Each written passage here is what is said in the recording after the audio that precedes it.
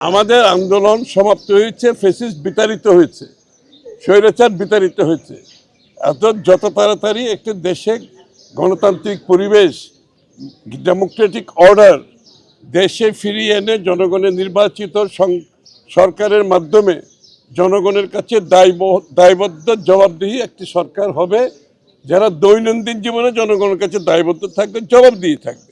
জনগণ সেই অপেক্ষায় আছে।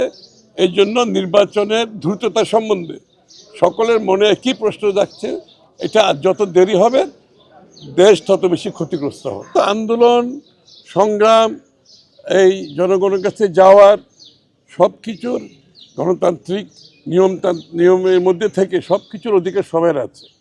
কিন্তু আমি তো বলছি, শেষ কথা হচ্ছে আপনি নির্বাচনে অংশগ্রহণ করে জনগণের কাছে নিয়ে আপনার ম্যান্ডেটটা জনগণ থেকে পাস করতে হবে।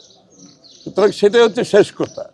এটা যদি আমরা বুঝে থাকি তাহলে বাংলাদেশের আগামী গণতন্ত্রের জন্য যে যুদ্ধ করেছি, আমরা ত্যাগ স্বীকার করে লড়াই করেছি, সেটা সফল হবে। মন মানসিকতা গণতান্ত্রিক হতে হবে, জনগণের উপর আস্থা থাকতে হবে।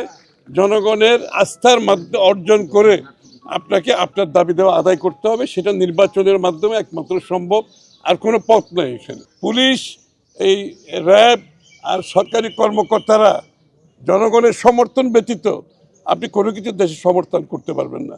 একটি জনগণ সমর্থিত সরকার যখন দেশ পরিচালনা করে, সেই সমর্থনকে নিয়েই কিন্তু দেশ পরিচালিত হয়। সেই সমর্থন নিয়ে দেশের আইনশৃঙ্খলা বাহিনী কাজ করে, দেশের সরকারি কর্মকর্তারা কাজ করে। সেটা আজকে অনুপস্থিত। সেটা যত তাড়াতাড়ি সম্ভব নির্বাচনের মাধ্যমে জনগণের সামনে আমাদেরকে তুলে ধরতে হবে। আর নির্বাচন তো জুন মাসের মধ্যে সম্ভব। নির্বাচন কমিশন যেটা বলছে, তারা তো তাদের প্রস্তুতি সম্বন্ধে কোনো সন্দেহ তো কেউ প্রকাশ করছে না।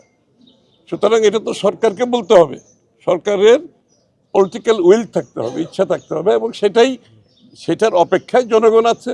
আর বাংলাদেশের জনগণ ছাড়াও যারা স্টেক হোল্ডার আছে, দেশের ভিতরে দেশের বাইরে, যারা সিদ্ধান্ত নিতে অপেক্ষা করছে, কারণ তাদের সিদ্ধান্ত একটি নির্বাচিত সরকারের অধীনে হলে তাদের short term, mid term, long term যে প্ল্যান প্রোগ্রাম, এগুলো তারা বাস্তবায়ন করতে পারবে। এই জন্য তারাও সবাই অপেক্ষা করছে।